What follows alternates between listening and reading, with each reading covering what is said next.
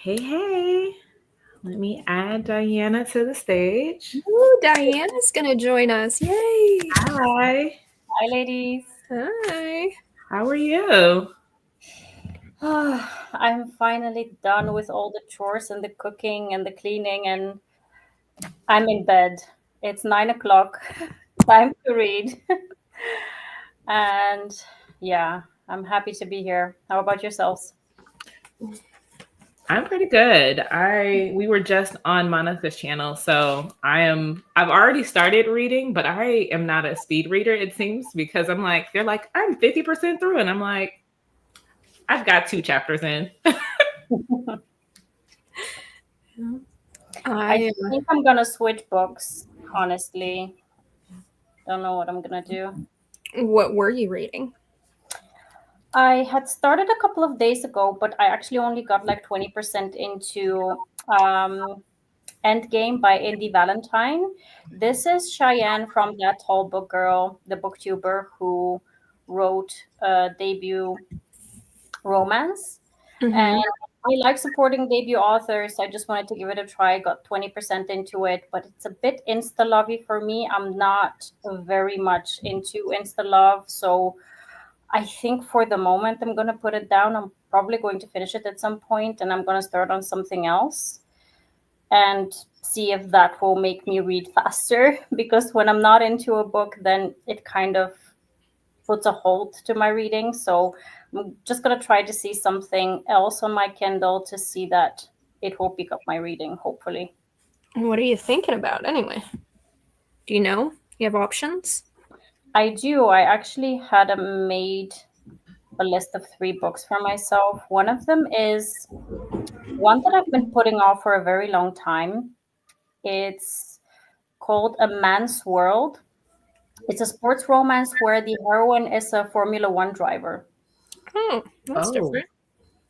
And the other one is a ballet romance, which is called Plie. Oh, I've seen that one. So I'm kind of yeah, I'm gonna pick one of those two up. Is that a contemporary or is that a fantasy? Plie. Yeah, I think it's a contemporary. It looks very fantasy. The cover of it, yeah, does look a bit. Yeah. Let me look it up on Goodreads to see what it says. That'd be cool to read like a fantasy ballet romance, though. That'd be interesting. yeah. For sure. So Jessica, what type of things are like, what kind of mood are you in? Are you in a dark mood, a fantasy mood, a ready to laugh, ready to cry? What kind of mood are you in? For me, I'm all over the place. Yeah. I started March with the 3 books by Penn Cole, the fantasy romance. What was it? The Kindred Saga books. oh yeah. And those books are chunky. I mean, I think the third book is like 1,000 something pages. So I binged those 3. So I was in the You romantic. binged those in 1 month?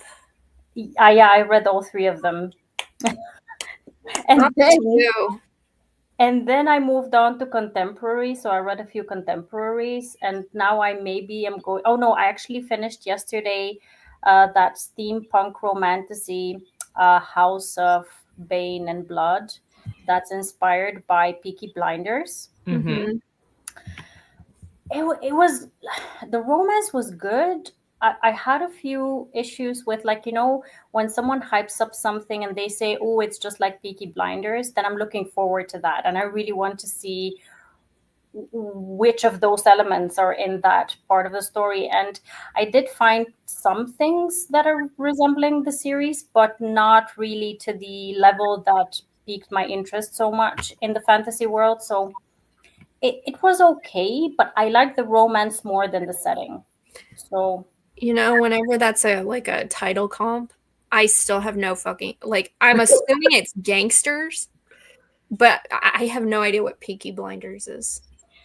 Peaky Blinders is like during the Industrial Revolution in Britain, Okay. this family of um, like they are gangsters essentially of that time who are managing this city, and they go about making shady deals and kind of trying to build an imperium for themselves. And it's just done in a very cool way. And I think just the setting of Peaky Blinders is very specific. We don't see it in any other kinds of shows. And this is what kind of made it stand out in a time when so many different other kinds of series are kind of popular. So yeah, I was really looking forward to this one, but it was kind of when I'm thinking about the setting, it was a bit of a miss, but the romance was great in it. So You're looking for something with butterflies on the cover, Jessica? Lord. I feel like Becky, The you'd be the Crimson Moth? person. the Crimson Moth, that Oh yeah. Does it have a butterfly or a moth on it, or does it matter? I'm looking at my stuff here to see if I have anything with butterflies on it. I think Vanessa has an option. oh no. This plie book that I was talking about. Oh, it actually has a butterfly on the book. Or is it a moth also? I don't know. I think this one has a. I have this book called Monstrous by C.K. Franziska. I think it's a moth though. Do I have anything butterfly? Let's all look through our Kindles. Yeah, I'm looking to see what it got. Not that you would have it, too. Yes. Maybe you would. Who knows? Apparently, butterflies aren't my jam. But flowers.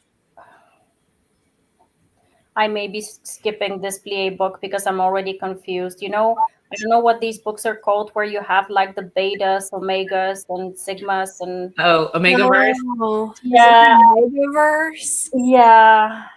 It's an academy where they are Oh, it's teaching. academy too. You're Yeah. just saying all the words I hate. Yeah, If you say why choose out. yeah. Oh my god. I know. I think she's gonna bingo out at Why Choose. I know it. Yep. Say one more thing I don't like and be like, oh, no, guess I'll mark that off my list of things to read. That's what I like about you, Diana. You tell me exactly what I don't want to read. Yeah, exactly. And the thing is, it also has a reality TV aspect to it. So you can Oh yeah. Don't Becky, want I them say to- you drop the one you're reading and go to that one next. It's why choose. We have a winner. Bingo. Yes, that put it on the card. Send it to Becky so she can pick it up next. Becky, just out of spite or something, or just for fun, I may send this book to you so you have it somewhere. I'll donate it. I'll pass it along to the next person. Like, oh god. Man, I don't see nothing on my Kindle with a freaking butterfly on it. I reached the end too, and the only thing I could find that had something relatable was Monstrous. So sorry, Jessica. There's no help at all there. And I can't even think of like a book off the top of my head that has a butterfly on it. So I am interested. Like, I don't know if since this is Unstuffathon, how many books would you say that you have on your Kindle? Like, I have a spreadsheet, so I know exactly how many I have, but I don't. It's probably like 150. okay. Because I try to keep it not overwhelming. So you delete them when you're done? Mm-hmm. Okay. If I don't like them, I delete them. Like if I give them 3 stars or below, I delete them. But if I think I might like read it again, I have it in my mind of like, what happens if something happens and I'm stuck with reading just the books I own? I'll just go back and read these books that I enjoyed. Diana, how many do you think you have? I have about 100, I think. Okay. There is this book with a butterfly on the cover. Now I'm thinking about it, and I know that it's one of the favorite books of Lacey from Lacey's Book Lovers. And I think the name of the author is Mia something, and I'm just trying to think of it because I have the audiobook for it, but I don't know how to find it because I think it was a good one, like A Second Chance or A Marriage in Crisis or something like that is in my head. Just trying to find it. Ooh, that sounds interesting, Jessica. Yeah. I'm such a title whore. Titles can really grab my attention. Not just covers, but sometimes titles do it for me. Okay, Whitney, I'm right there because like all of you all are saying 100, 150. According to my spreadsheet, my Kindle is going to explode. What is an outlandish number that you guys would be like, yeah, Lisa, you probably need to do Unstuffathon every day of your life? 4,000. Okay. No, I'm not that bad. Okay. I'm at I would be overwhelmed with 1,000. Yeah, I have 1,637. Wow. I'm trying to find where it says on my Kindle how many I have. Okay, so really, that's it? 214 unread downloaded. Oh, thank you, Mood Reader. And I love the name, by the way, because vibes, same. Now, if you were to ask me how many ebooks are in my Kindle account, because I share one with my mom, it's about 3,000. Okay, cool. Most of them I haven't read because she just reads historical romance, and I'm just like, yeah, that's not really what I'm in the mood for. So, but downloaded on my device, 214. Well, Becky, maybe you do a challenge to say, hey, like, I share this account. Let me read what my mother's reading and let her read what I'm reading. You know, I've thought about that, but I maybe not forked though. Don't give your mom forked. That'll spark a conversation. Funny. My mom had this. She downloaded this book called like "Pillaged by the Pirates," and I read it, and I was like, "Mom, did you read this book?" She's like, "Yeah, I really liked the story." I'm like, "Ma, story." This was all smut. She's like, oh, I just skipped over the sex scenes. I'm like, what did you read? The first page and the last page? Because it was all smut, Ma. And she was getting pillaged by multiple pirates. Okay, you don't have to put your mom's bitch. Like, it's okay. She was like, oh, the story was really good. I'm like, sure. Okay, yeah, right, Mom. Yeah, you read it for the plot. Okay. If you say so. I was on Threads this morning and I read this girl, it was an author who wrote this very smutty book. And apparently her husband shared his Kindle account with his parents, and his father read her book. And he texted her something like, I like the car scene. And he was like, that scene where she goes down on him is not meant for your eyes. You know, it's just so cringe to know that your family is reading those books. The way I look at it is, you know, they had children, so true. Yeah, they knew what they were doing. Button, like if I perish, so does my Kindle. So bury it with me. By the way, I found the book. I remembered the name was Mia, and her last name is Knight, the author, and the book is called Bitter Heat. Is that with a butterfly? No. I think it'd be funny if I died and somebody got up and, you know, started reading the books on my Kindle. I have that. That's crazy. I just looked at my Kindle. I have it. Bitter Heat. Yeah. Lisa probably has everything. Well, to be fair, there are certain things on my Kindle, like I get to it, I'm like, I want to delete it. And Kindle's like, no, girl, you're stuck. You've decided to download it. It's your business now. So I don't know maybe I have to do it online because sometimes it doesn't give me the remove from my device option. Mine has a permanently delete. Yeah, most of the time it does. There are certain books that it doesn't give me that. Huh, that's weird. Yeah, you'd have to go to like your content library and permanently delete them. That's what I do. I just permanently delete them if I DNF them or I don't like them. I'm like, well, never gonna read that again. Yeah. So Look at you, Becky, helping us get through with the Vanessa said she read Bitter Heat for one of your orange cover challenge. oh, yay! See, that was like Crystal's idea. To be honest, she was like, "Oh, we should read some books that we got," and I'm like, "How about we just make it a collab?" I'm like, we'll just roll with it. So it has helped me clear off books from my Kindle, though. I will be honest. And if I watch people's vlogs and they're like, "Oh, this is shit," and I have that same book, I'm like, "Well, no sense in reading that now." So it has helped.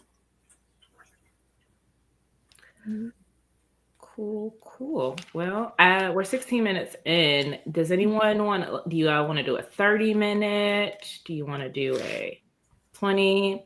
Let me know what you want to do. Whatever you want to do is fine. It's 3:15-ish.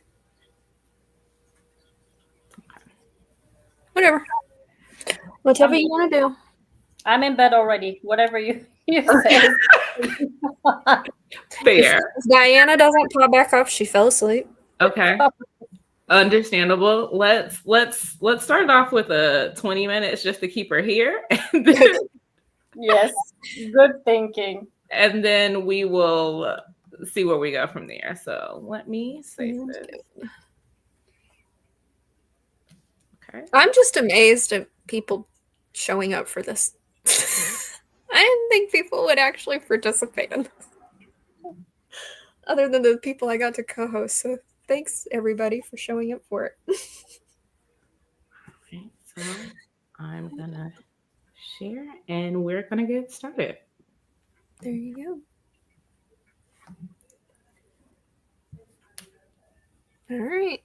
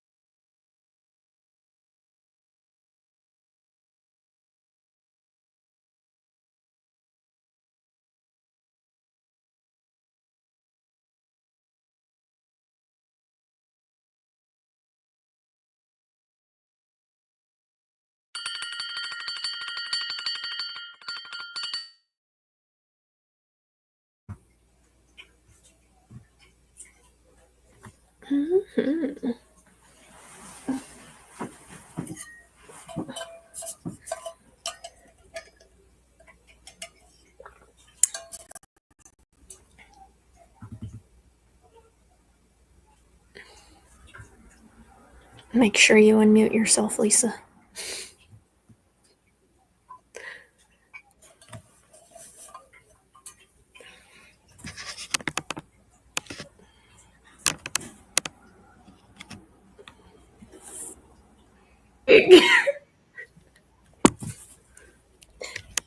It is. You got it. I'm trying. Okay, can you hear me now? Yep. Yeah. Okay, my computer went to it like it was like buffering. It was like, yeah, we've reached our max. I was like, yeah, she's quiet. She's muted still. That's cool. That's good. Yeah. Lisa's doing good for her first sprints, okay? Thank you very much. Hosting your first sprints is nerve-wracking. She's doing good. Oh. Thank you, Dee, for joining us for your first reading sprint. Yeah, thanks for joining. I'm just so happy people are joining. So, how'd you guys do on your reading? I am now in part 2 of my book. And so it's like 5 years later, and I'm like, okay, time jump, I'm with it. So I'm about 38%. What book are you reading, Lisa? I missed that part. I am reading Back Down Memory Lane. So it's a amnesia trope romance. Okay. It has a lot of drama going on in it, but I picked this up from this is an event called Bray. So every November it's a Black Reader Appreciation event, and they give away a ton of books. So I'm trying to make my way through that. Nice. It has a high rating on Goodreads. I see, at least not a lot of reviews, but it has 4.62, I think. Yeah, I'm trying to make sure. Like I'm also trying to work towards underhyped books, because again, we start to see the same thing over and over. Mm-hmm. So I made it to, what did I make it to? 64%? 62%. So I'm moving along. You're going to be black out your board, I see. I'm aiming for these short books, man, to get them off my Kindle. I'm gonna be happy if I finish one. I'm gonna be honest. What did you decide to read? Yeah, I crossed off Plie, obviously. So I started on this other book, A Man's World. This one is by, by Grace someone. So I'm 4% in, and it's a female Formula One driver. The interesting thing that I didn't know is an all-female owned team. So the manager, all of the engineers and mechanics, and everyone is female in this team. So that is something that I haven't encountered. It's obviously also not in real life like that. So it's good to see something fresh and new in a sports romance. So I'm curious to see how it's gonna go. Very much. How many pages is it? I'm 4% into it. I don't know how many pages that is. I don't know how to switch percent to pages on Kindle. I don't do the settings things. I don't think you can. I think it's possible, but I don't know where. I haven't figured it out either, so. I haven't read. I think I've only read one Formula One romance, and I think I have another. So it's really, that sounds like intriguing to me. I've read a lot of them because I love sports romance in general, and I love when the sport in the book is different than hockey and football, and I'm looking for these kinds of romances. So I've read quite a few. There's a few good ones, but there's also a few that, when the sports romance goes into the territory of focusing on drama and things that are not the sport Yeah. Mhm. and not the relationship either. So there's a couple of those that came out last year that I didn't really enjoy. So I'm really looking forward to seeing a good balance between showing the sports side of it, but also showing a very good portion of the romance in it. So fingers crossed we get this year.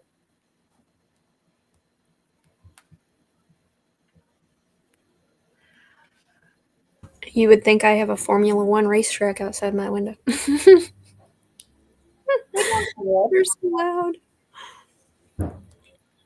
I think I read some, I don't know if it was Formula One, but it was some sort of racing romance back in the day. I can't remember the author either. My God. So that's helpful.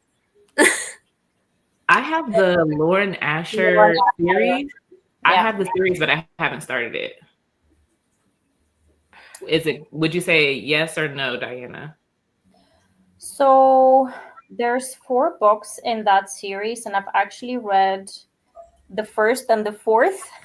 Okay. So I don't know about the middle because I really was interested in the character who's appearing in the fourth book, and I really liked that one. Okay. The first one was all right. It was not wow, but the fourth one I really liked. Yeah. And actually, last year I read a kind of an underhyped debut Formula One book that I really enjoyed. It's by, I think the author was called Kayla James, and it's called Lights Out, Okay. where the two, so both the FMC and the MMC, are going to be racing for the same team, and everyone was trying to pit them against each other because obviously you're a competitor, so you're going to want to win. But when you're on the same team, you try to actually help each other progress within the circuit. So I really enjoyed that one. And for a debut novel, I thought it was great. Yeah. I read Simone Saltani's debut last year, The Cross the Line. That was the one F1 I've read.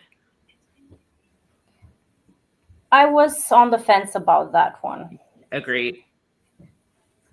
I gave it like a 3-star. It wasn't Me bad, too. but it was okay. I'm still trying to think about what I read. Did you say the one you're currently reading is by Eva Chase?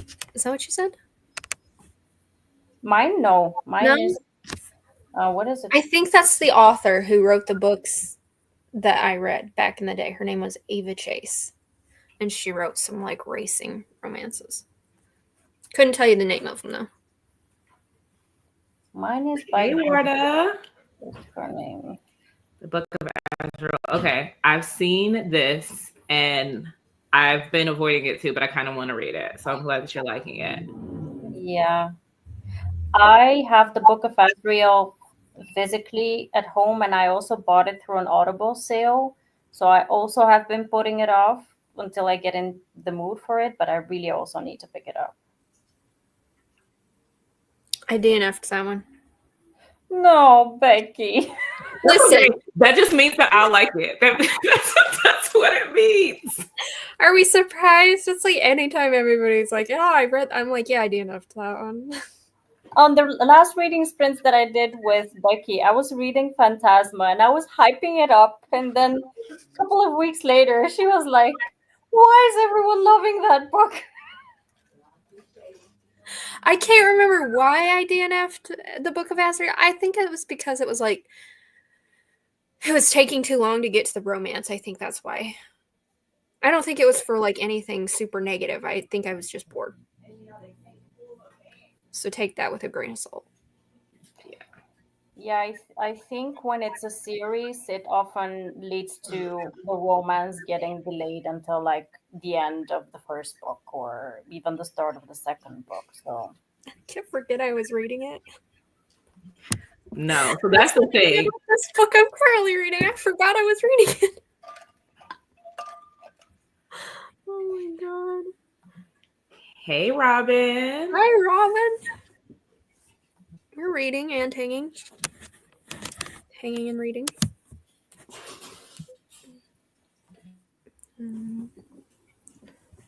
Trying to get books read. I'm trying. Yeah, I probably need to switch to do novella so I can feel accomplished, because my current book is like 300 and something pages. And I'm like, but I'm having a great time. And didn't you say you were like 30% into it? Yes, I am. See, not too bad. Yeah, so I'm trying to read down. I'm going to an author event in May in Atlanta. And so I'm like trying to read as many authors as I can. But, you know, when you start to read an author and you're like, oh, let me just blast through their backlist. No, you've got 600 other authors to read from. Mm-hmm. What are you going to in Atlanta? I'm going to the Black Romance Book Festival. So it's the first year they're putting it on, but it's like star-studded. So it has a ton of people. Beverly Jenkins will be there. So I saw her last year at Steamy Lit, but I need to read more from her so I can see her again. So there's just like a ton of people that are going. And you're reading books by these authors? That's impressive. Yeah. I always think about that. I'm going to Imaginarium in June, and I have books downloaded, like samples of the authors, and I keep thinking, you really need to read those and see if you're interested. And have I yet? Nope. Who are you excited to see there, Becky? I think there's only one author. Her name's Kel Carpenter. Oh, you've read her books? Yes, I have. Yeah, I love them. She's going to be there. And that's like the one author who I've read something from and enjoyed. The others, basically unknown authors to me. So, yeah. I'm just going because my friend wanted to go. I'm like, yeah, sure. Why not? You may be surprised by someone. You never know. Yeah, I'm hoping that because I don't know as many authors as I did when I went to a Polycon, like it'll save me money.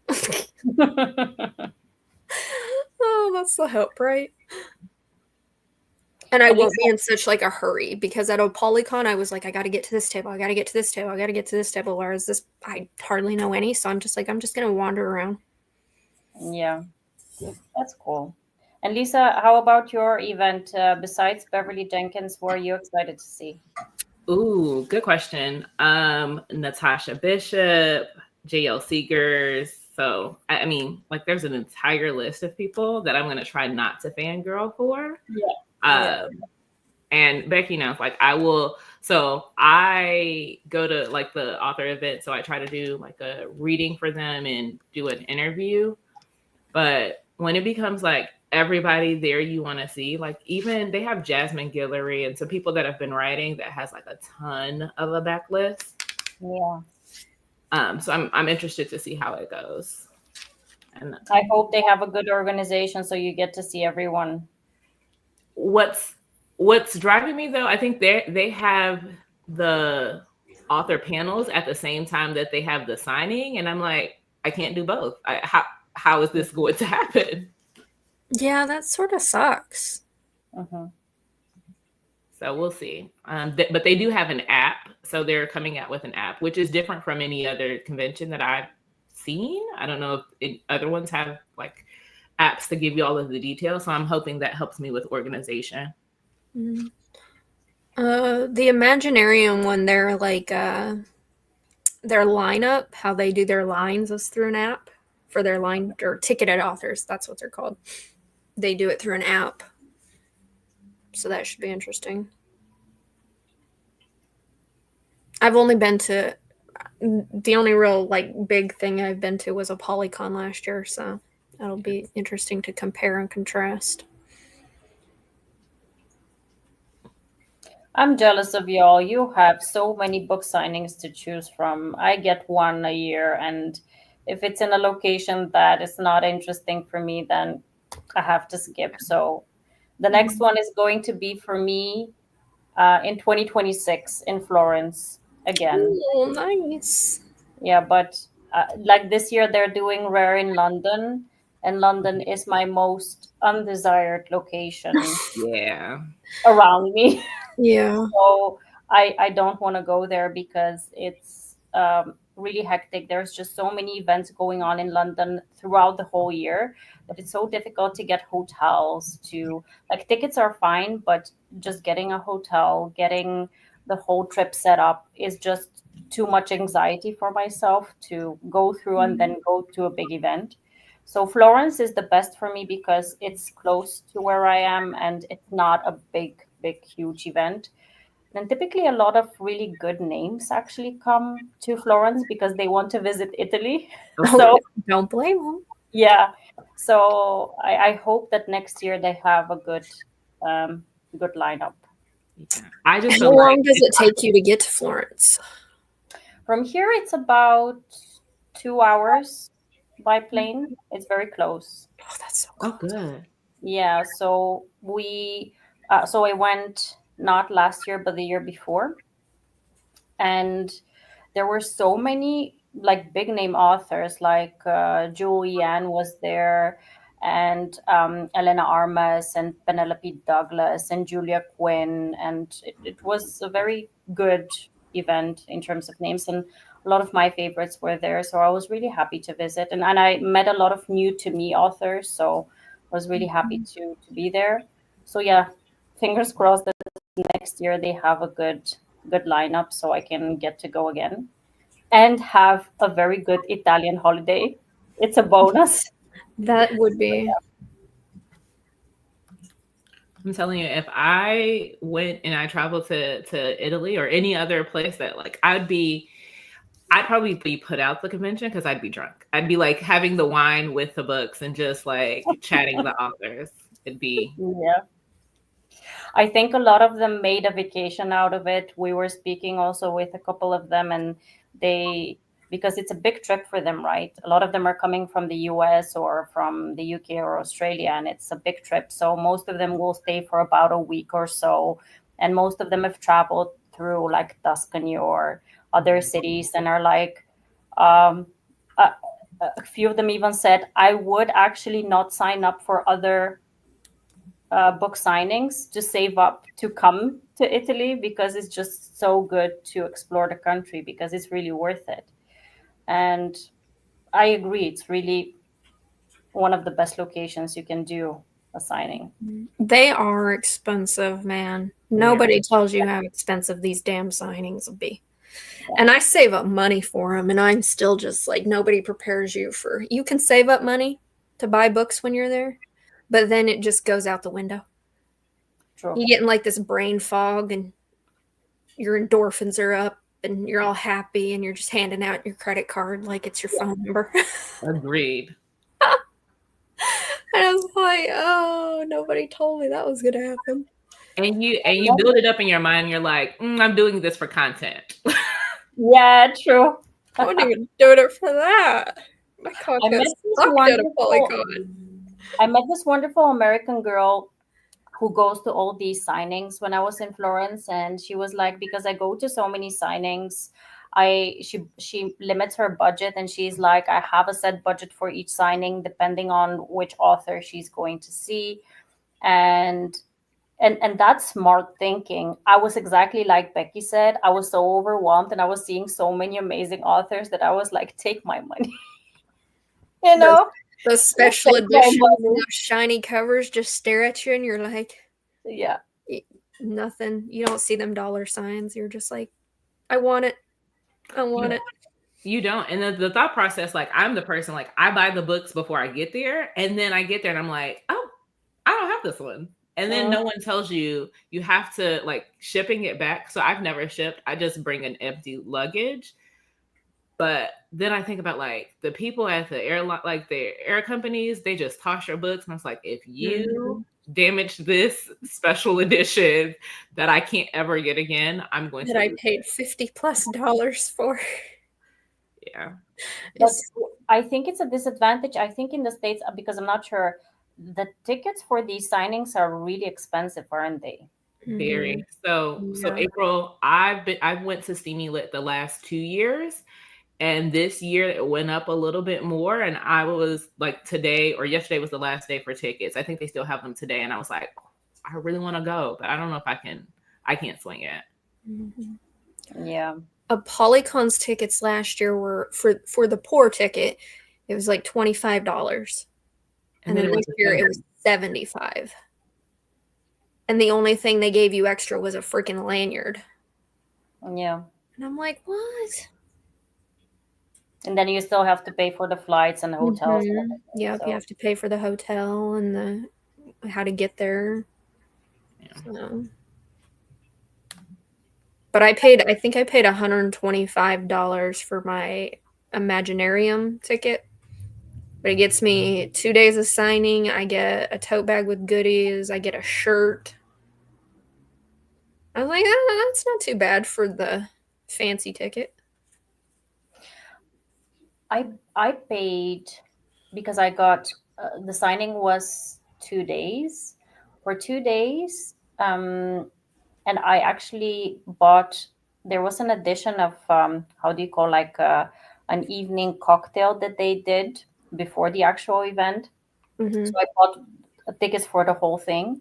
I think I paid about 75 euros, which will be something like $100 or like $90. But we got to pick 2 books from the signing authors to be included in the price of the ticket. So that was good because typically books will be something like 15 euros. So Yeah. it was really good. Yeah, anything more than $200, I'm just like, no, I'm not paying $200 for a ticket to get some books signed. No, thank you. It's too much past my budget. Yeah. My friend wants to go to one in 2026 in Orlando because she lives in Florida. And she sent me the ticket prices. And I'm like, I guess if you want to go to this, we'd be getting the poor ticket. Which is still like $100 or something. I'm like, because I ain't paying $200+ for a freaking ticket.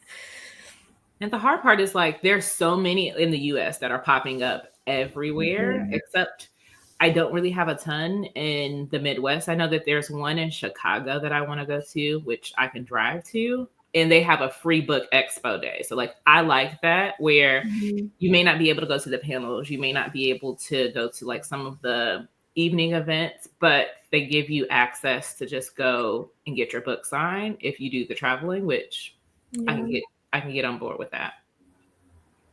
My thing is I see a lot of them. Like I know there's one in Philly, which is really close to me. But I don't know any of the authors. So it's like, I don't really want to go there and spend my money on this ticket for authors who I'm not all that jazzed about. There's got to be at least one author who I'm like, oh my God, yeah, I want to meet them. Who is that author for you all? Like if this person who hasn't shown up or appeared ever, or you think that this might be your final chance, who would be that author you'd be like, I might be able to swing it? That's a good question. I probably have 2. I have Kennedy Ryan. I would travel anywhere for Kennedy Ryan. And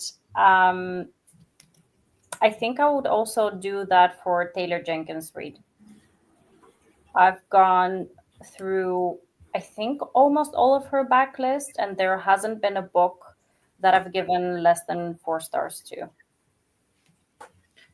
So I will say Kennedy Ryan gives the best hugs. So I would support your decision there. Yeah. And April, seeing Kimberly Lemming in person, bubbly to the max. I'd probably pay to see Grace Draven just because she wrote my favorite book. Yeah. If she were at an event, I'd be like, okay, I'll pay to see that. Go for her. You know who is amazing at signings? I don't know if you've read any of her books. Regine Abel. Mm-hmm. Yes, she writes like alien and monster stuff. Mm-hmm. She's supposedly supposed to be going to the one in Florida that my friend wants to get tickets to.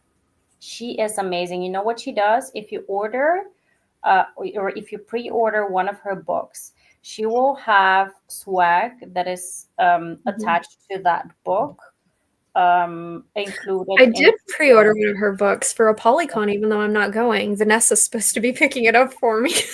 Yeah, so what I did is because I was it was recommended to me that I buy her books by a friend of mine because I had not read anything by her before. And when I went to Florence, because I had ordered 4 books by her, she had made me a whole gift bag thing with, for each book, like a cover art thingy that you can put into the book, stickers, like pins and stuff. It was like a Mhm. whole bag of things that Yeah. she just gifted. And the thing is that she does sell them. So when you check out like the things that she sells, like she put like $30 worth of stuff in that bag. And it was really kind of her. And she was really, really, really nice. Mhm. I used to be on her Patreon. It was like the one time I paid for a Patreon. Is Regina April? Is she the one that I married a Naga or something like Mhm. that? Okay. Yeah. Yeah. Yeah. So, yeah, she was the only person I have ever paid a Patreon for. Mainly because I just wanted to see the X-rated alien art that she Yeah. They are beautiful. They're really, really beautiful. I'm like, I just want to see the naughty versions of these pictures, Regine. Yeah. I'll pay you $5 or $7 or whatever it was to see it. You know what it is? My partner, he knows I read smut, but he's not very interested in knowing anything about plots and everything. But I came back from that signing and I was just rearranging everything, and he saw that art of hers. He was, what the heck is this? No, okay, so I don't know if anyone knows who Cleo Evans is. Yeah. Mhm. Okay. So when I think it was at a She was in the Polycon. Polygon. Yeah. Yeah, I think it was at a Polycon, or I've seen her a million times, but I think so. She has an assistant, and she talks with. I'm trying to think of the things that I could say on the channel without being flagged, but they use certain things for like interviews. So this girl, she was there with her. She was there with her significant other, and he was buying the books for her. And he was like, well, why are we at this table? I had to jump in and say, hey, sir, you're going to benefit immensely from this. Just purchase the books. Like every single book, there's going to be something that you're going to be like, yeah, that was worth it. Like that was worth the $20 to be able to try this out. Yeah. She had like alien toys at her table, and yep, yep. I want to say Suleika got something from her, but I could be wrong. We stopped at her table. Yeah.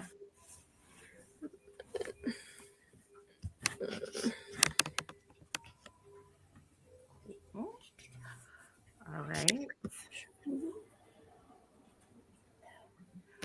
Alien books. I think I've read a couple of her books, and I didn't really jive with them, but I don't know why. I haven't read anything by Cleo Evans before. I'm gonna look her up. I have. Yeah. Or maybe I didn't. No, I think I tried the like marquee one, with the gargoyle who looks like a marquee. I think I tried that one, and there was something about it I didn't like. But is that not CM Noscosta? Maybe I don't. Oh yeah. Girl, I don't know. Maybe I never tried a Cleo Evans book because I could shit. I don't know. They all run together at some point. Yeah, to that point, I've tried a couple of Siemna Costas and I didn't really. Maybe that was it. It's a specific kind of taste, Yeah. if you ask me. Mm-hmm. No, it's something that you never think you'll be into until you read it, and then you're like, "Hot damn!" Yeah, sure. Oh no. Bringing the kids. I mean, Ugh. again, maybe they didn't have a babysitter, but that is a risk.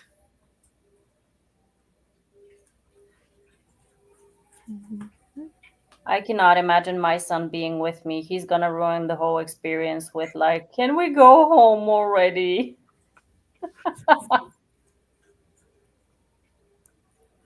Yeah. Just stick the kid on top of the rolling cart and just keep trucking. I'd be like, "You're getting a babysitter today, child."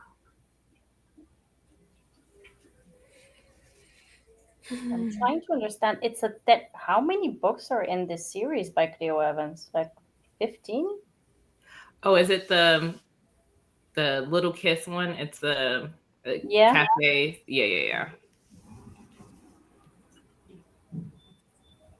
Okay, I'm gonna try. Okay. How Does does this work? anyone have a book that they are absolutely loving that they're reading right now? What recommendations y'all have? I'm trying to think what I've read recently.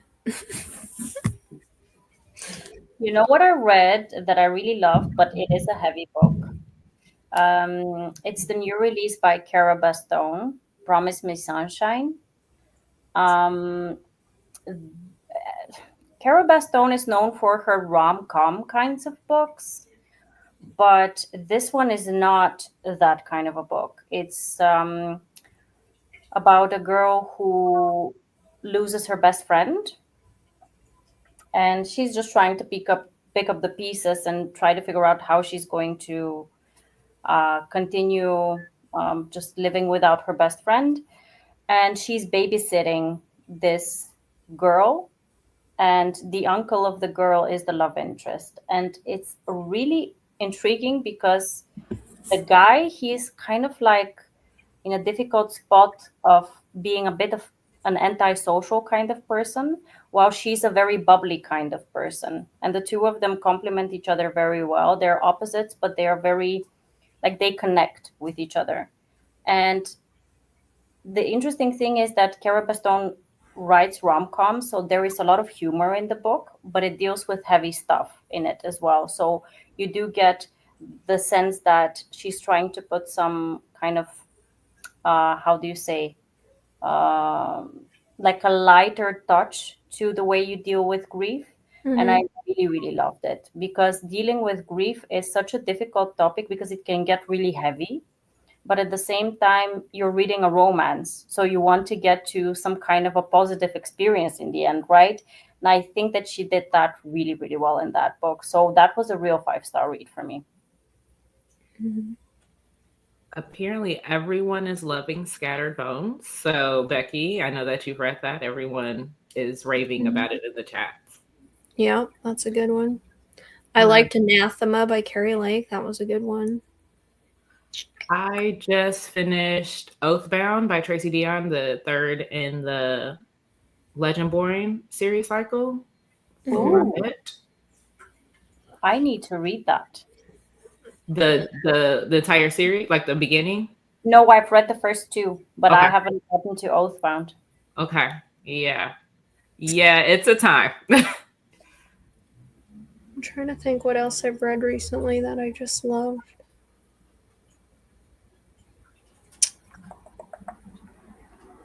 I don't know.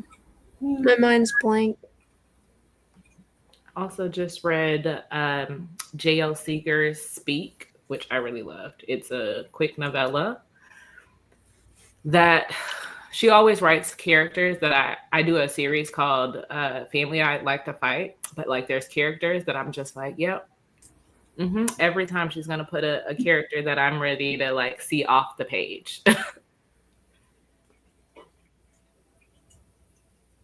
I think my last 5-star book was an alien romance called Tattletale by Nancy Cummings. It was really sweet, and it had like a opposites attract thing, but I liked it because it had a female alien love interest. Oh, that sounds good.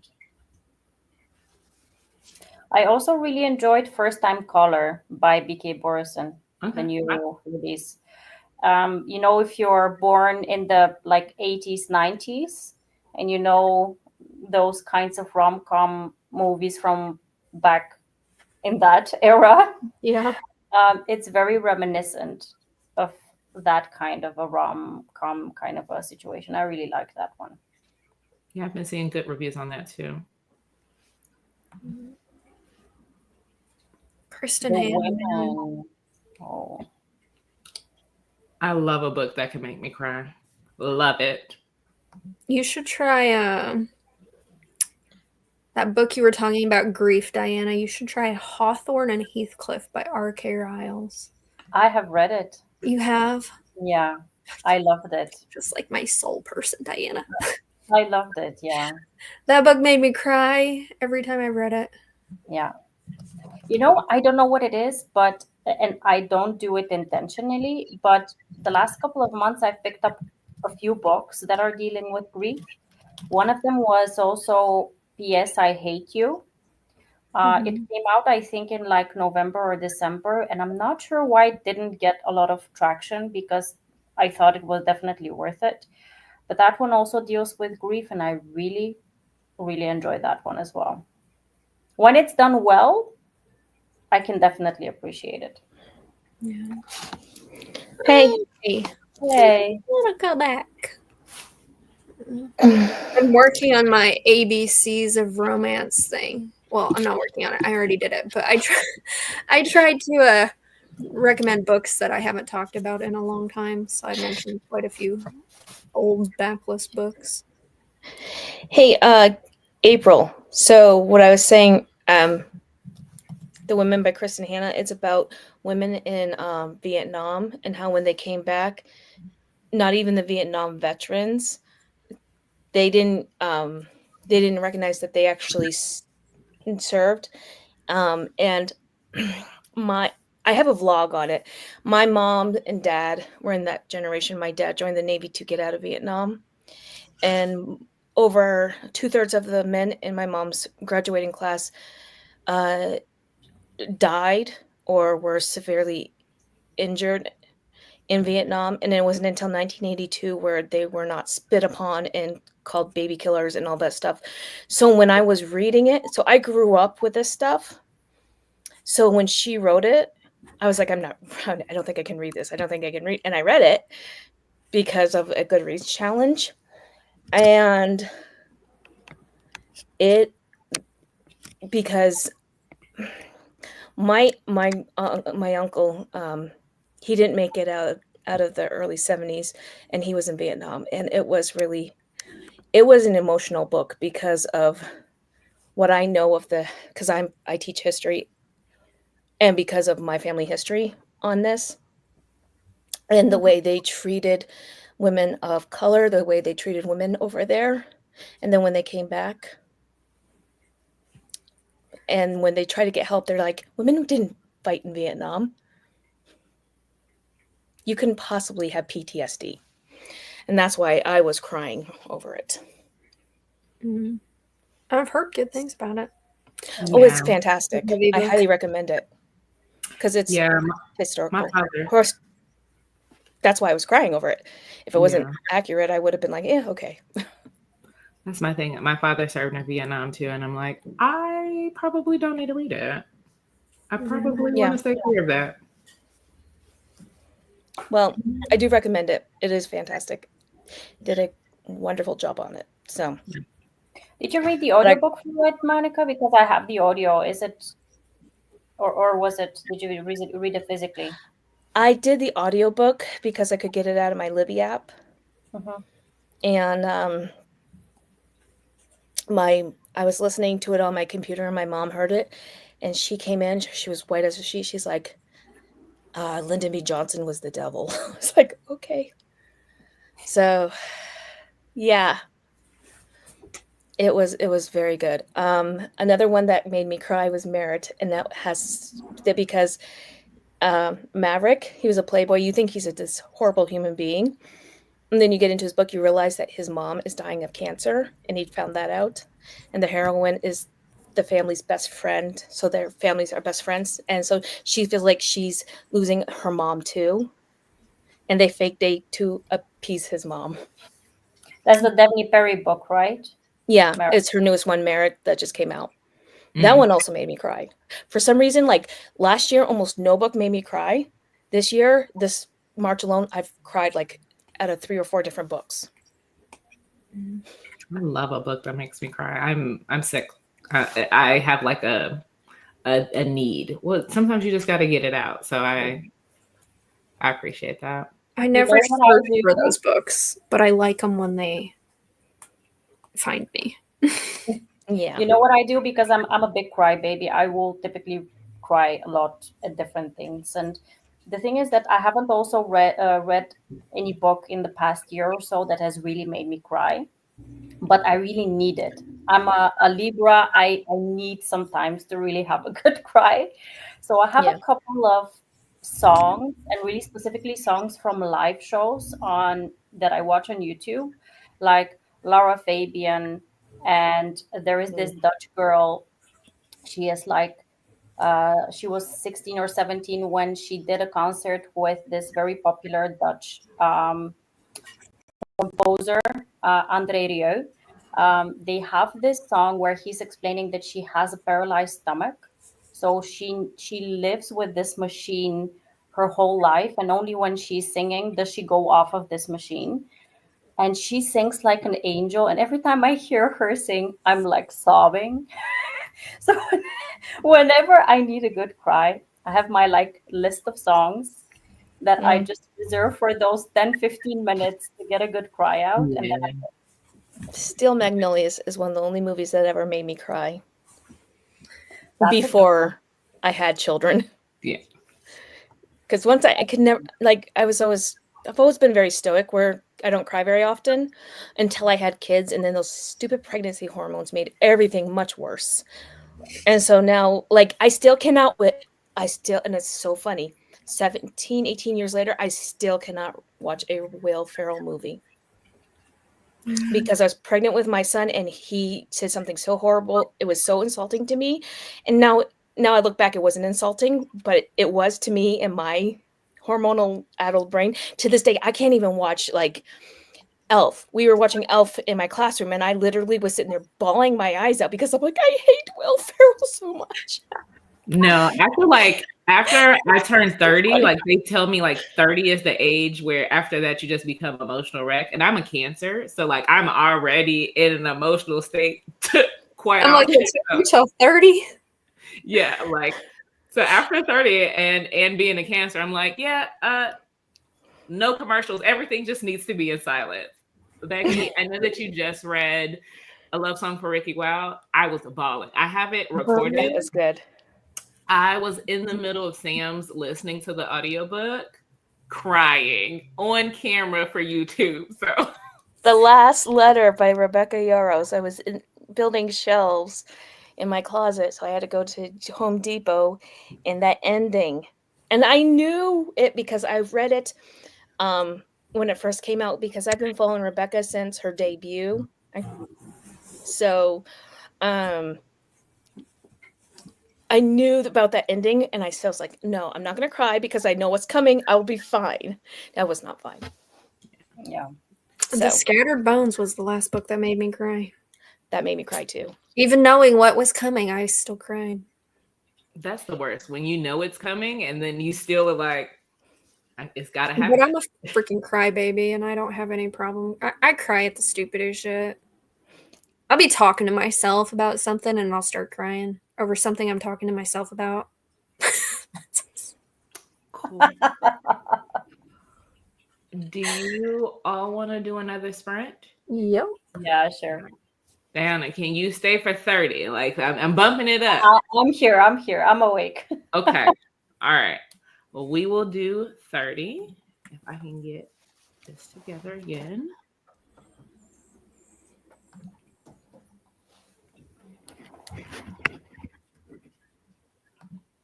I'm aiming to reach 70%.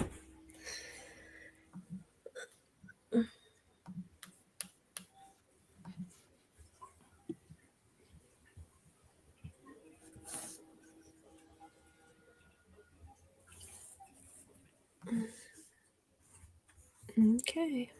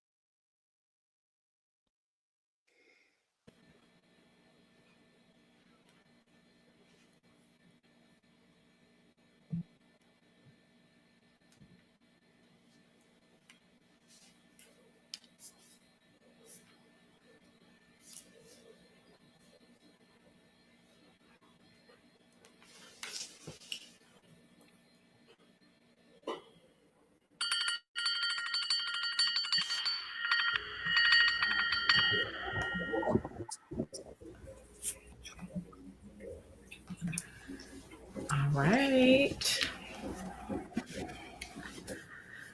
I unmuted myself this time.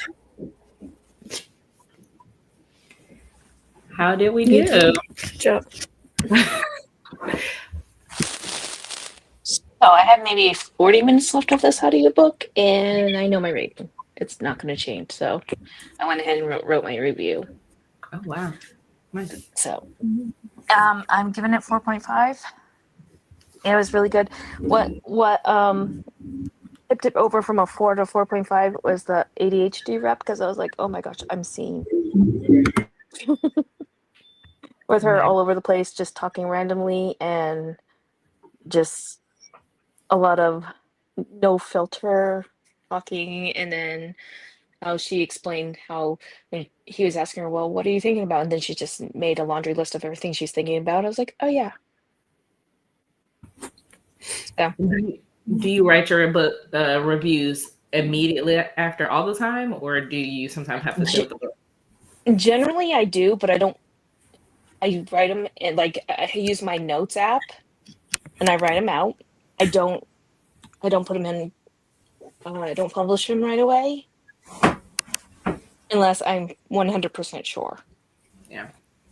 So, because if I try to, I will sit there and fixate. Again, ADHD, I will fixate until making sure that it is all correct, and then I'll just continue to over edit myself. Yeah. What book did you read, Monica? I have the ALC for See It Through by Julia Wolf. It's on KU right now, but she gave me the ALC with Emma Wilder and Sean Masters are the narrators, and they're doing a really good job. So Yeah. I love when that happens, when you go into a book blind and it winds up being top tier. yeah. Diana, how did you do? I'm 9% in. It's a long book. It's almost 500 pages. So I'm not gonna finish more than one book for this one, I think. But it's good. It's okay. I have one thing though, and I'm not sure. For me, it's a bit of an ick when I notice that there is some kind of a spelling mistake, and it keeps on occurring because the author obviously doesn't know that it's wrong. Mm-hmm. And I'm getting this because they're doing Formula One circuit in different countries, and they're talking about Mallorca, which is a place in Spain, and she continuously misspells this place, and I'm like, no. That would drive you nuts. Yeah, That's what's Google. That is what Google is for. yeah. Especially when it's like a proper place, right? I think that Yeah. that may be the thing. Mm-hmm. But is that the only spelling error or the only grammatical error? Well, so far, yeah, that's the only one. Yeah. I try to give, like, because I've seen the ones, and I'm always like, okay, you're an indie author. I know it costs money for editing, but if it's like rampant, that is where I'm like, Yeah. just run it through. Like there's a squiggly line. Put it in the word. Put it in Word. Like, see where it's at. Sure. But I get it. Becky, how about you? I made it to 72% in my book, and then I took a little nap. So You're just preparing for your 3 a.m. I passed my 70% goal, and I was like, okay, I'm good on this reading spree. I'll just take a little nappy nap. It wasn't a very long nap. It was like 3-minute nap, but I shut my eyes. Did you say 3 minutes? Yeah, 3 minutes. That was a long blink. That's the new form of power nap by Becky. It wasn't really a nap. It was a resting my eyes type thing. Yeah. Yeah. I think I read an additional maybe 10-15%. And again, if you just look up and I'm making facial expressions. Yeah, I saw it. I'm a person that will talk to the TV or like talk to my book. So I'm glad I'm muting myself because I'm like, what do you mean? Yeah. But you're trucking along. Yeah, I am. I mean, it's good. The one thing I will say about, so first and foremost, it's a male writer, and I don't read a ton of books that the author is a male. So like, it's always interesting to see their perspective. This is the first book I've ever read from him. But what I find is that, mostly things happen in a formula, or I don't know if you guys are like me. I am the person, like, I'm just making the assumption that something is going to happen. But every 2 seconds, I'm like, didn't see that coming. Wow. Mhm. The rug from here. Like, it's every 2 seconds. It's something that's like very jarring, but it keeps me engaged. Yeah. I like when books don't go how you think they're gonna go. Mm. Always a nice surprise. Which is hard As to long do as they with don't romance. jump the shark. What's jumping the shark? So jumping the shark is, so you have an idea, like this generally happens with series. All of a sudden they just like completely erase all the world building and stuff they did just to do something new. That just irritates me. That's what jumping the shark means. Okay. I read a witchy thriller this month. And like I saw it going somewhere. I was like, God, they're not gonna do this at the end, are they? Please don't do this at the end. And then they didn't. And I was like, oh, thank God they didn't do that. Because if they had done it the way I thought they were gonna do it, it would have gotten a really low rating from me. But they didn't, and I was happy about it. What was the last book? I know that Kay kind of talked about like going into something blind and a surprise there. What was the last book that you were like, oh, this is a huge surprise. I like it. Like something I didn't know anything about? Shoot, I don't know. I don't usually ever do I don't look at synopsises because I generally don't.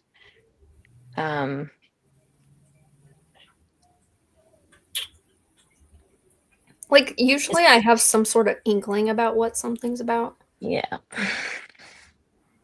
For me, Promise Me Sunshine by Cara Baston, the book that I talked about previously, I went into that book blind, and because my assumption was that it was going to be the lighthearted rom-com type of book that Cara Baston usually puts out, I was really surprised by that one because it's not her typical kind of book. I actually agree with that because I did read it. That one was really good. Listen, I've read a lot of books lately that I didn't know jack about, but I haven't loved them. So I'm trying to find one that I didn't know anything about that I loved.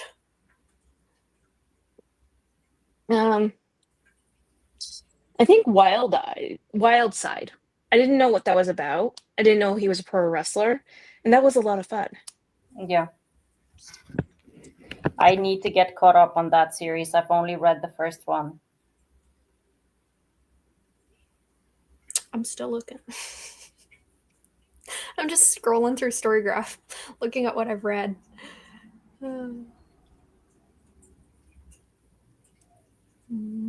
Yeah, I'm the same way, Kay. Oh, okay. Here's one. It was I think you read these, Monica. You said you didn't like them. The Bite the Woman That Feeds.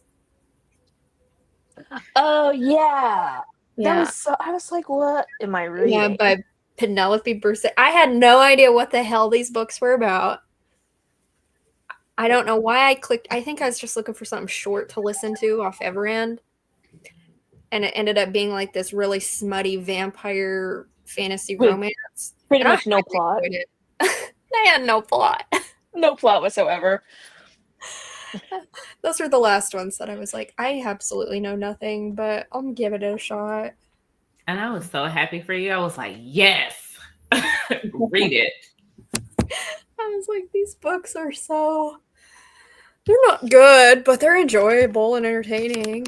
Until I got to the fourth book, and then I was like, yeah, I'm over it. Tessa Hale, she does White Shoes. Her stuff is really, It's fun. True. Not for Becky though, but Nope. She can't do that. Listen, like I could never do Emily Rath, except for her historicals. They sort of worked for me. But her contemporaries, why choosing contemporaries never worked for me. I'm just like, yeah, I don't buy it. So I have two. I have the Why Choose sports romance. I was like, it's just so thick. I haven't read it. So I probably need to do the audiobook. But then I also have her Omegaverse, her male Omegaverse shifter. I think it may be. I think it's Omegaverse male romance. But I was like, maybe I need to get to that one. I've seen her historicals, but I haven't heard too much about them. Yeah, they're fun. For me, it just makes no sense because of the way our society is now. Like, who would care, personally? So where's the stakes? yeah. At least that's my interpretation of it. I could be wrong. But I'm just like, so that's why. I tried the first book. Fucking around. Yeah, fucking around. Yeah. Mm. Why was that book 800 pages? Oh my god, I know, right? I mean, Like I didn't even read the book, but I was like, why is this 800? There's no reason. no reason at all. You know, that's the funny thing, because I just told Becky and Lisa that I binged the Kindred Saga books by Penn Cole, and the second book I think is about 600 something pages. The third book is 1,000 something pages, and I had heard from other people who have read the third book. They were like, "Oh, this is dragging on too long, and it's too much, and it's too, dense." And I'm like, when you get into a book, specifically this is a third book, they could have chosen to split it up and make it 2 books, but then you would have had to wait at least a year for that book to come out. And I'm like, no, give it to me like that. I'm already into the story. It's the third book in a row, and I don't mind it being that long. I actually want to read what is going to be happening. While for this contemporary book to be the first book in a series and it's 800 pages, I'm like, And I think it's like resolves at the end anyway, so. yeah. But for me, there has to be a very good reason why.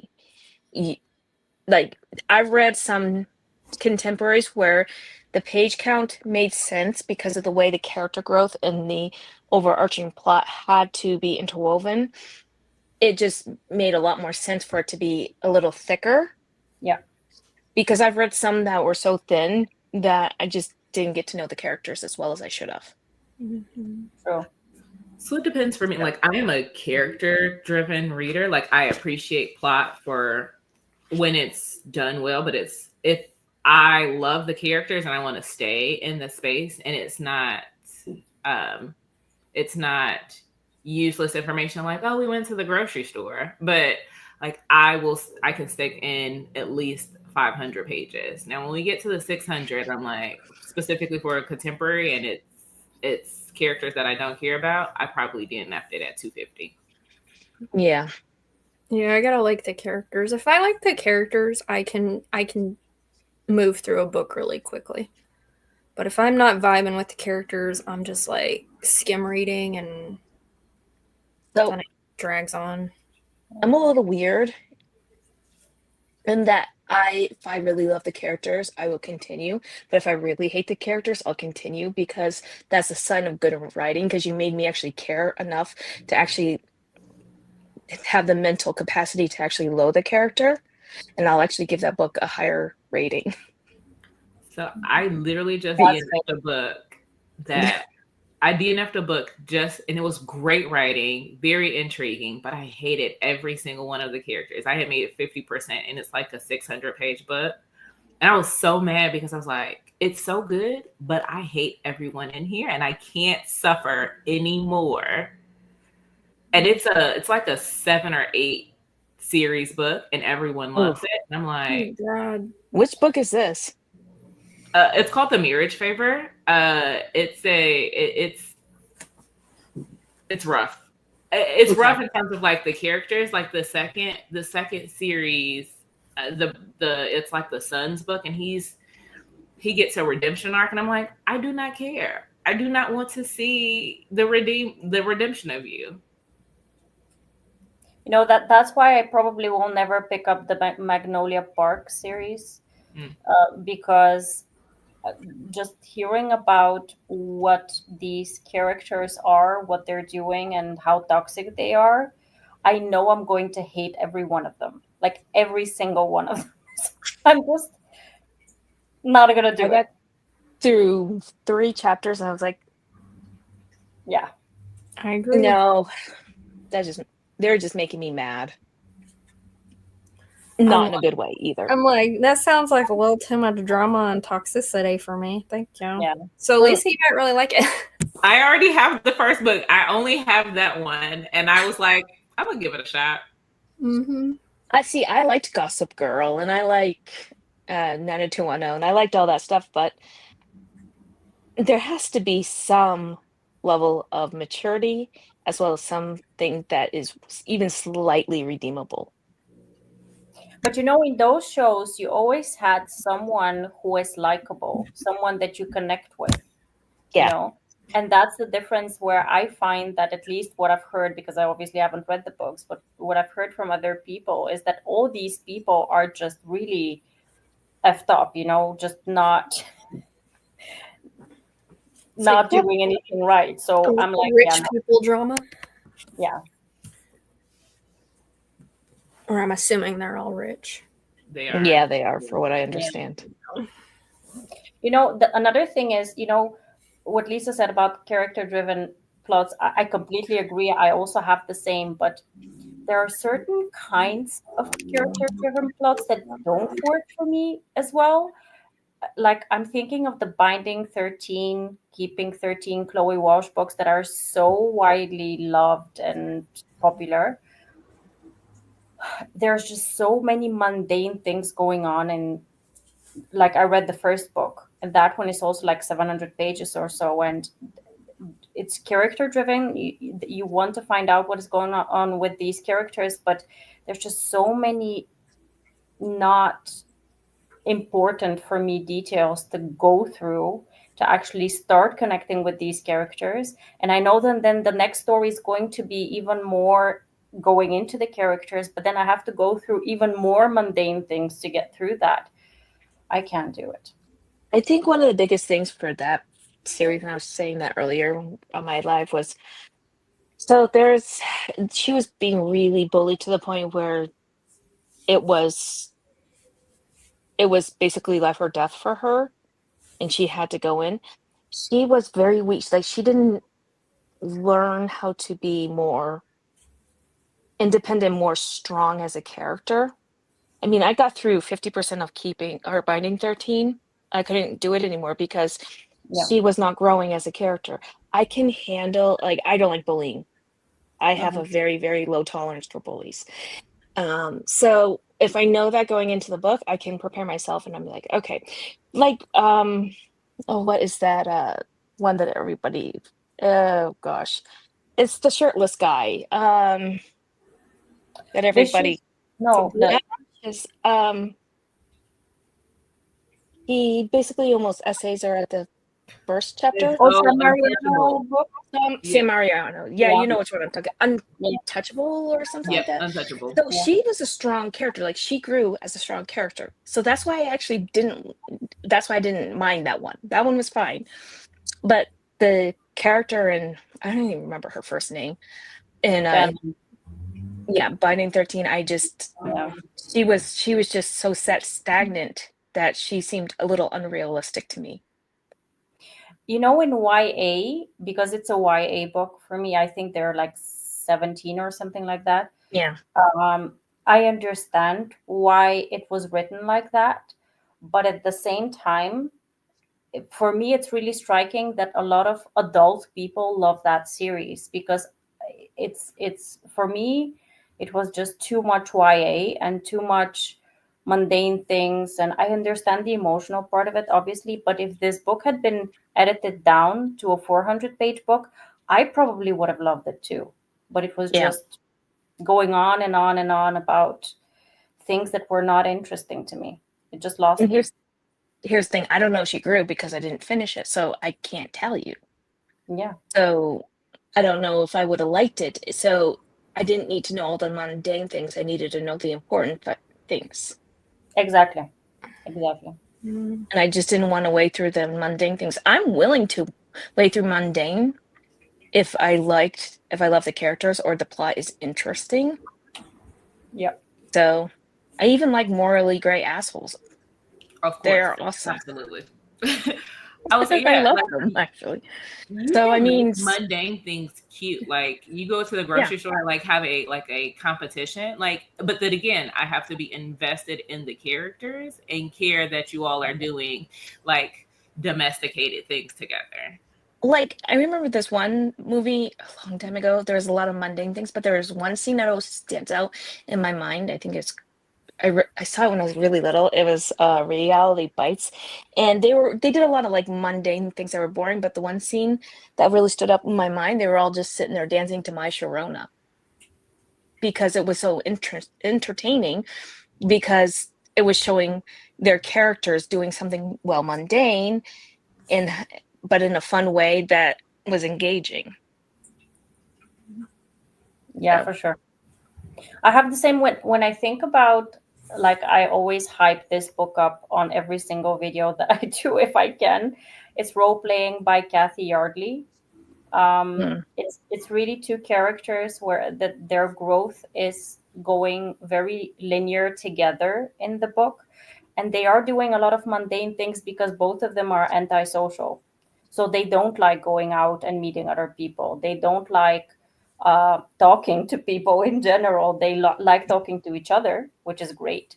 So we really focus on those two characters in the book, and I love that in the book. But they do very interesting things together, like they game together and they do stuff together. It's really a great book where I enjoy the character-driven part of it, but those mundane things, they're not such a big part of the story. It doesn't take me out of the story.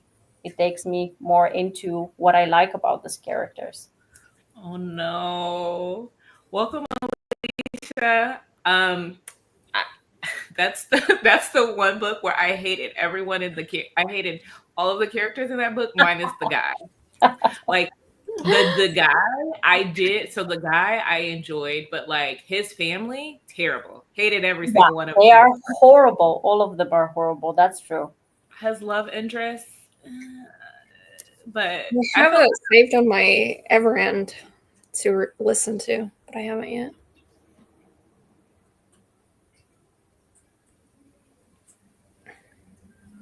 For me, role playing, I keep on recommending it because it's one of the few books that I've read that has characters in their late 40s, start of 50s, and they've had relationships in the past that they've had to work through and have kind of lost also hope of, am I going to be in love at all at this age? And really thinking about this demographic group of people who are really underrepresented in romance.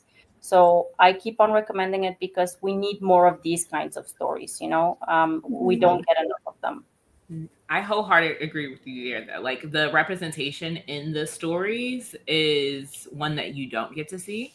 And I am a big proponent of older characters. And I cannot read another 20, just about to turn 21, going out and fighting with, I just can't do it. So I look for those older characters. That's why we talked about the Skyland series by Kennedy Ryan, Reading Before I Let Go. Like they've been through things, they've lived life. I like Tati Richardson just had Losing Sight, and like one of the characters, it had magical realism. One of the characters, his wife had passed away, and whether or not he's going to find love again. And since Diana, you like sports romance, the FMC was a sportscaster. So she was on kind of like a sports center. And she kind of just did all of the journalism for it. So I really loved that book. Losing Sight, did you say it was called? Yeah, Losing Sight. I'll put it in the chat. I just Go ahead. I just listened to Queen Move, and one of the things I liked about it was that it showed representation of a woman in like perimenopause. Yeah, true. So I found that interesting. I have My, the audio for it, for Losing Sight. I mean, Oh, good. Yeah.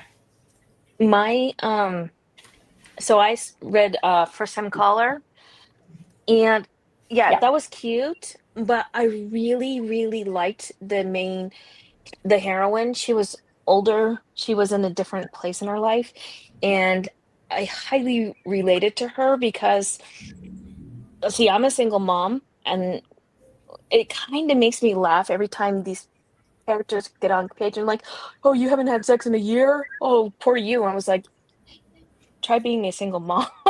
You're like, and you need to keep an eye on your kids because of whatever. Like, both my kids are autistic, so I can't just go out and date just anybody.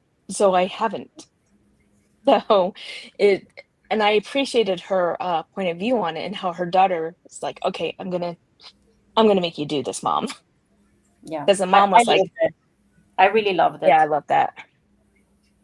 No, it was also very interesting in that respect that when they like she had totally forgotten about what she would like to have in a partner. She has totally not just thought about it anymore because she's so Yeah. focused on her kid, on just doing the routine day-to-day things, that you're not thinking about dating and men and and when she's provoked on the radio show, she gets on this radio show, they're asking her like, okay, so what would your ideal partner look like, and what are you looking for in a relationship? And she's like,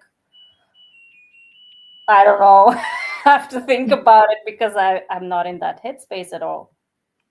So you all have convinced me. I'm requesting it from my library immediately. Granted, I'm probably going to be hold number 756, but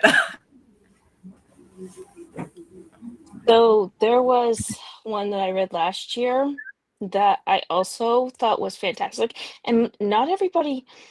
So I'm trying to remember what it's called. Let me do it this way.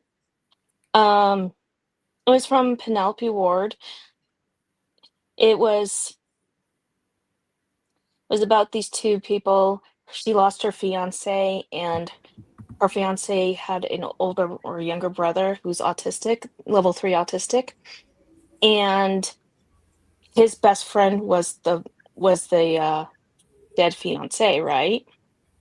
And so she ended up they ended up trying to look after this grown man together, and that is so extremely relatable because of how it was written. So if you don't know, she has an autistic daughter, and she used her own personal experience with everything. So hold on. The award books before.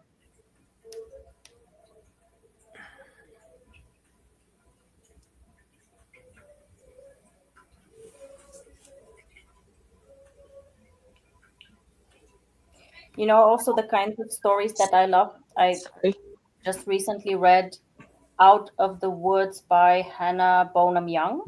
Yeah.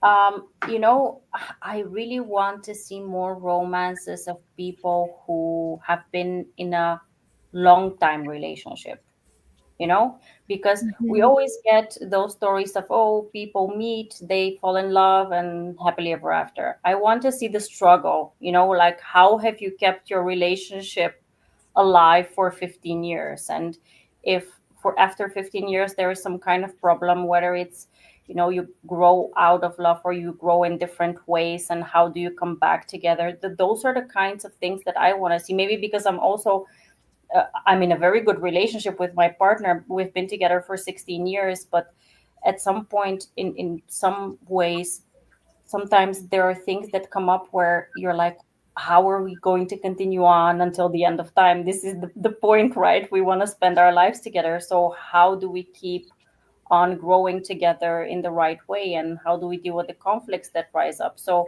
those are the kinds of stories that I really am looking for. I don't see a lot of them, so I really appreciated that in Out of what was it, Out of the Woods.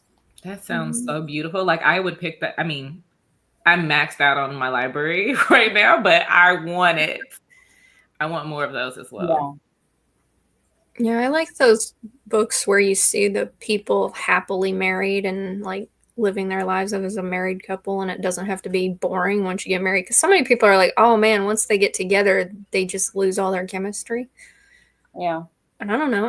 I like seeing their lives when they're married. And yeah, that would be like a very interesting book. Like they've had kids, like they've had like 4 or 5 kids, and they've been raising them this entire time, and now they finally get to live the life that they want, and they've got the money, and like how do they and not like a second chance thing where they broke up and now they're finding their way back together again. Like, no, I want them to stay together. Like, how do you deal with the ups and downs? And like that emptiness syndrome of like, who are you without like Cheerios and like food stains on you? You know, I would have loved, now that we're talking about it, This Could Be Us by Kennedy Ryan.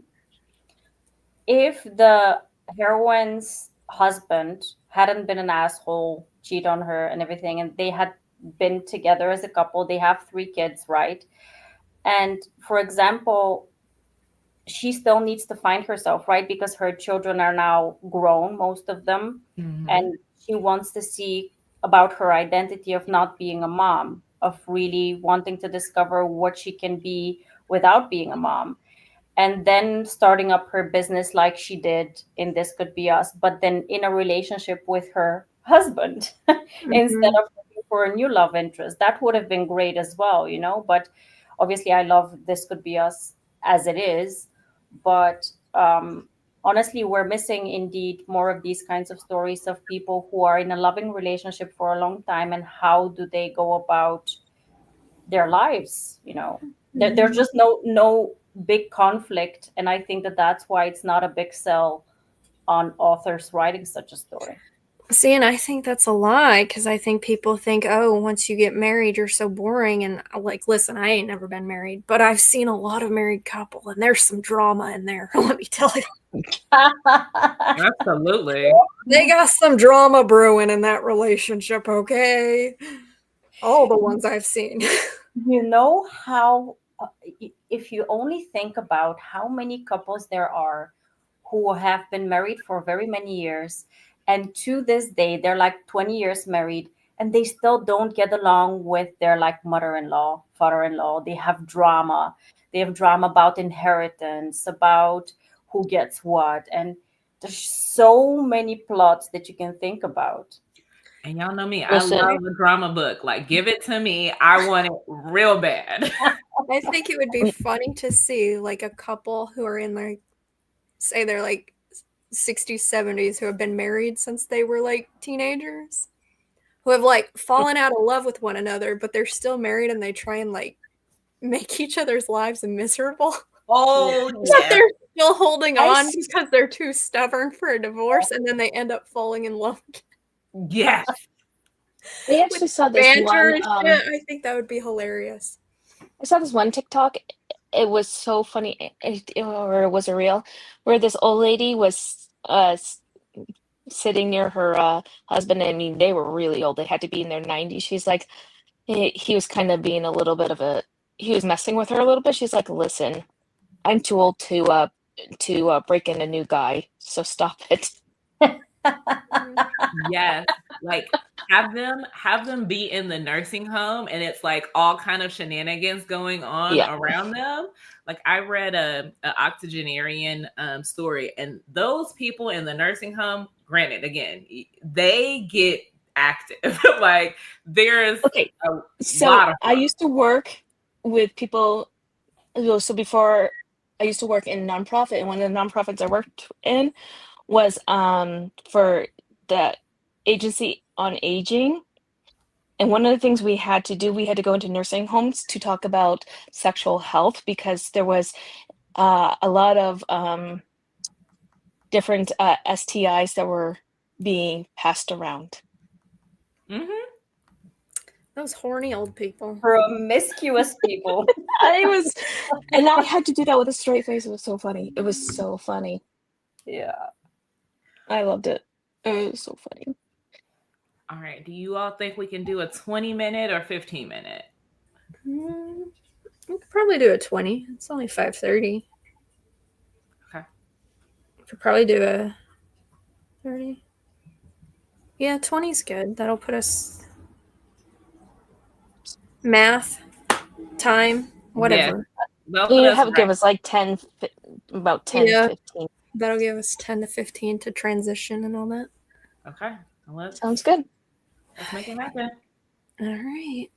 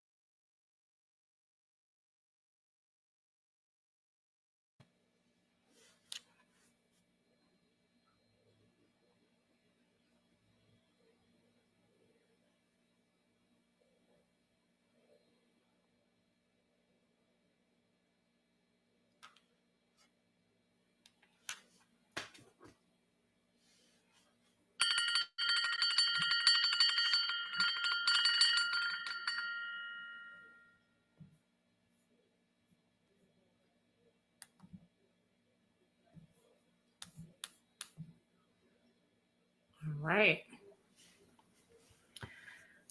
I made it to 50%, and I'm entertained. What about you, Good. Lo? That's good. Yeah, it's good. I'm almost done. I just kept getting interrupted. I was a What? little too caught up in my book. I didn't even pay attention to time. I made it That's to okay. 81%.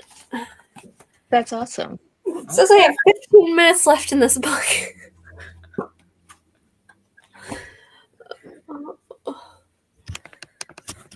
What do you have planned next then, Becky? Like after you finish that one? Oh, I have no idea. I haven't even looked. I guess I can figure that out, huh? I mean, if it's the thing that gets you motivated to get to the next one, or just finishing this one will do. I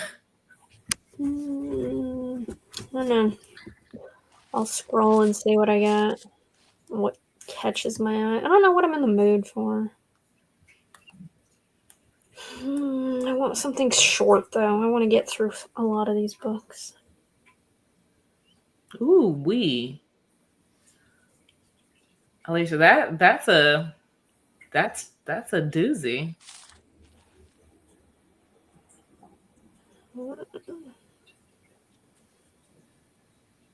I can't imagine going through all of the emotions and It then reminds me of the Taylor Jenkins Reid book. I don't know which one it was. Where she was in a loving marriage and the husband was a pilot and he went missing. And after certain years, I think 2 or 3 years, they assume he's dead. So she, after some time, falls in love with someone else. They get engaged, and then he's found alive, the husband, and he comes back. So she needs to choose between one of them. yeah. This is next one.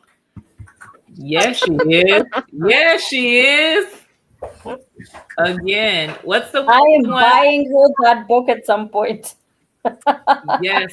So Diana, put it in the chat so Becky can look to see if she has the one. What am I looking for? Makeaverse Why Choose Set in Academy. Oh, no. I'm not even going to look for that. Y'all are funny. I have it's not Omegaverse, but I have a paranormal Why Choose set in an academy that has 3 books that I devoured. If I take the Omegaverse out, maybe you could stand it. I did find one. I found Veridos. It's an alien romance. It only has 160 pages. I could read that. So I'm going to go ahead and get off. They were interrupting because everybody's like, where's dinner? Well, thank you for joining. Well, thanks for Thank joining. you. I'll try and pop Maybe on the we'll next see one. you later. This was Yeah. fun. See you All later, right. guys. I'm going to go to bed, by the way. I'm going to see you later. All right. All right. Have Done some for. good sleep. Bye. Bye-bye. Bye, guys. Becky, who's next? I don't know. Crystal is next at Books Forever After. Okay. I could hold on. Let me find her link and see if I can put it in the chat. Absolutely. Absolutely. That's the surefire way to know what you're getting into. I love it when the title tells me exactly what I need to know.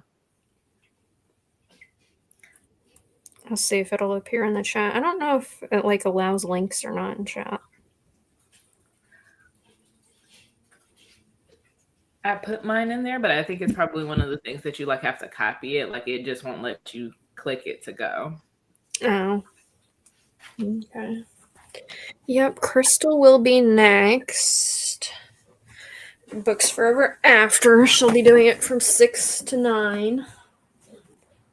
So if you want to continue sprinting, she is there for you. And don't forget to fill out those bingo cards if you've finished anything. And one of the requirements is for us to tag everyone, right? You don't have to. It's just there for funsies. Chloe wants to say hi, everyone. Hello, hello. Thank you, everybody who's participated. I'm just so happy other people are participating. Still blows my damn mind.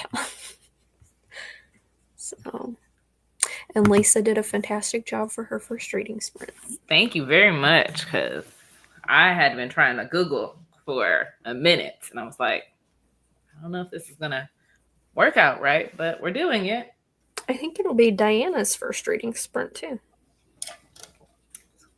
So, Yeah. I need to get Crystals pulled up so I can hop on over to her. Okay. So, alrighty. Thank you, Kay. Thank you all for joining. Yeah. So, I am going to pop over to Crystals. All right. All right. See Bye. you later. Bye. See you later. Thank you, everyone, for joining. Again, this is going to be a 24-hour reading sprint, so I think we are well in our way. It was Monica first, mine second, and then Crystal's will be next. So feel free to join hers. I'll see if I can pop it into the chat. But if not, thank you all for joining Babe in Library, and I will talk to y'all next time. Bye.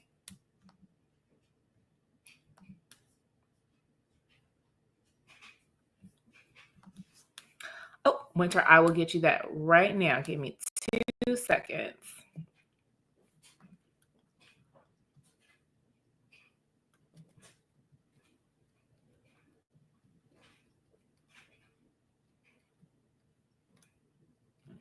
And it is Crystal, and I think it's Parting This Book Addict, but let me double check. Oh.